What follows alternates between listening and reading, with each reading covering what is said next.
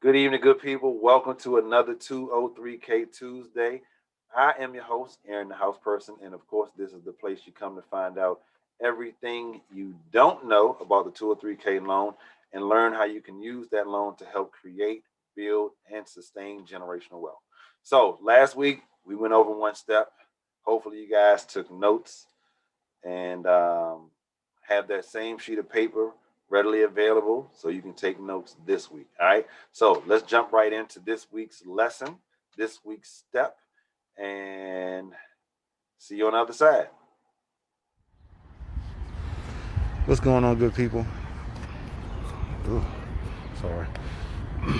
Aaron, the house person here, program director of the 203K Done Your Way program, where we economically rehabilitate the community one house at a time, and we do so by educating you, the consumer, the client, the customer, the people, about the 203K loan and that process. And then we walk you through that process from start to finish, helping you to create, build, and sustain generational wealth at the conclusion of that process, right? I'm here in Meridian Hill Park, formerly known as Malcolm X Park. Sorry, I was trying to zoom in, see if you can see the Washington Monument behind me. All right, so today is day 8. We are doing a recap, first and foremost, right? So step number 1, you're going to hire that realtor. Step number 2, hire the loan officer to find out what your true buying power is. Step number 3, you go house shopping. Step number 4, so you get your rough estimates and you reach out to your consultants and your contractors and just kind of get them lined up. Step number 5, you're going to make an offer, get under contract. Step number 6 is when you get those rock solid numbers from the contractors that you have just reached out to, and or your consultant, depending on what your situation is. I definitely recommend doing it through the consultant, right? Step number 7 is when you turn in all your paperwork and get your appraisal ordered so you can find out what your after repair value will be, which is a great thing to see. Wonderful thing. In most cases, at the end of the day, you're going to get a finished product, but in most cases, you're going to end up with a finished product and some equity. And equity is, again, the difference between what you owe on the home and what the perceived value for that home is. And then we have today, step number 8 is settlement day. That's when you pull out your pen and you get to signing. Some people will say signing my life away, because it is a lot of documentations that you will sign. But prior to that, you'll know how much money you need to bring to the table. If anything, who knows how the situation works out, but you'll know how much you need to bring to the table. You're going to have to wire those funds, because title companies don't want you walking in there with your Mickey Mouse checkbook. That's not going to work. They want to see that the funds are there prior to you getting there. And it'll be all spelled out prior to, so nothing to worry about. But this is settlement day. This is one of the days that you've been waiting for, like one of the major days. You've gone through an extensive process, getting to the point where now, hey, I am about to be the owner of this house that I will renovate into a home. But yeah, so that is step number 8. Like I say, not a whole lot to it, but to do it. And I'm gonna let you guys go while I finish walking around the park. There used to be a cascading waterfall-ish type of slide going down. I think it's 13, if I'm not mistaken. And it's there's a lot of background on this park, as far as masonry and things of that nature. I ain't gonna dive into it because that's not what this post is for. But that's step number 8. And yeah, you guys just enjoy the rest of your day. I'm gonna go ahead and put this mask on and walk around that park. Oh no, wait, before we do that, remember to head over to the YouTube page, 203K Done Your Way YouTube channel.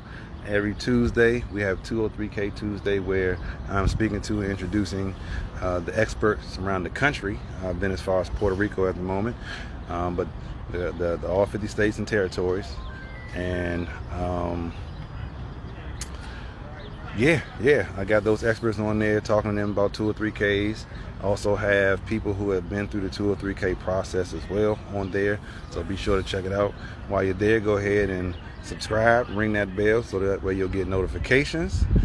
Check out some videos, like them, share them, and I will see you guys tomorrow for step number 9, and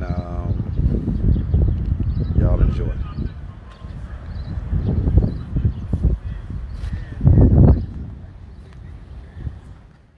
All right, so there you have it. And of course, there it is. Step number 8 is when you are at the title company.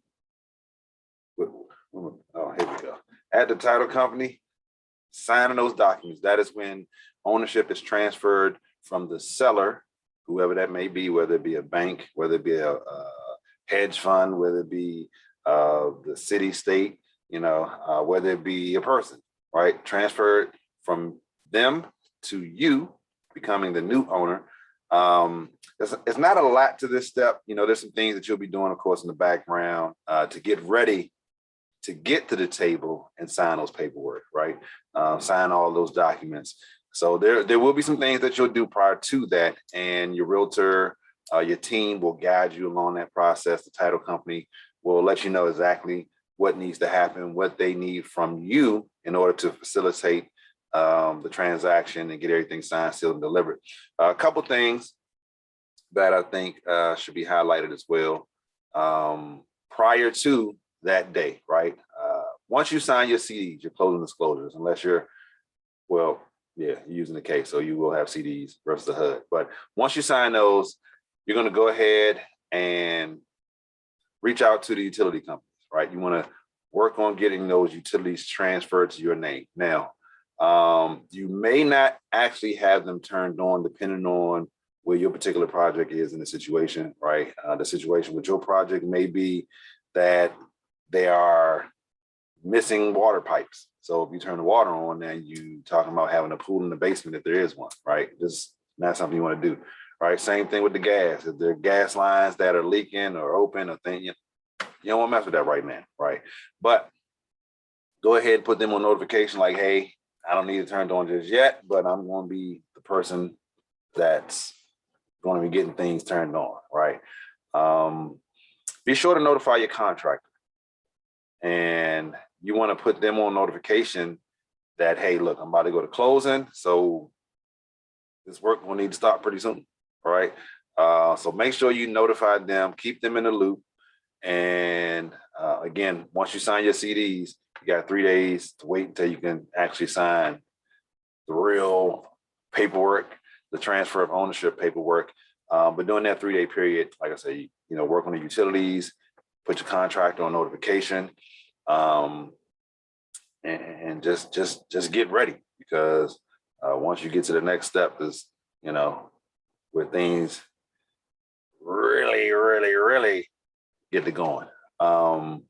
But last thing I would say is to hold on to your papers. Now, depending on where you are, every jurisdiction is a little different as far as how they handle paperwork, how far behind or ahead they may be. So you want to have those closing documents, because you may need to provide a copy of that to those utility companies, right? You may need to provide a copy of that to the local municipality when you're trying to go get those permits pulled, to show them, hey, look, I am the owner. This is my contractor. We're trying to get the permits, get the work started, get this property back producing money for your jurisdiction. So stop playing, help me out. Go ahead and sign these paperworks. That's not, don't worry about it. We're gonna keep that in. But go ahead and sign all this paper and approve this permit so we can go ahead and get started on this house, which helps you out, city, county, state, country, right? We already know. If you don't know, you should know by now. Real estate is the driving factor of the majority, I won't say the majority, but a whole lot of industries in the United States. And again, we learned that. If you didn't learn it, you're going to listen to what I'm about to say now, and then you're going to reflect on the lessons learned back then and kind of tie them all together. But we learned that when the bubble burst, like the economy crashed because real estate crashed, right? And all of the adjoining businesses and industries associated with real estate. But that's that. I got an episode on that somewhere where I talked about that. So we're not going to worry about that right now. But utilities, get them transferred. Be sure to reach out to your contractor and put them on notice like, hey, we about to get started. So put me in the schedule, right? And also, like I say, hold on to that paperwork and have it readily available in case you need to furnish a copy of the closing disclosures. Well, not closing disclosures, but of your settlement statements, your altar. So, all right, that's all I got for y'all for this week. Be sure to tune in next week for the next step, and we'll be closing this thing up here shortly. Signing out.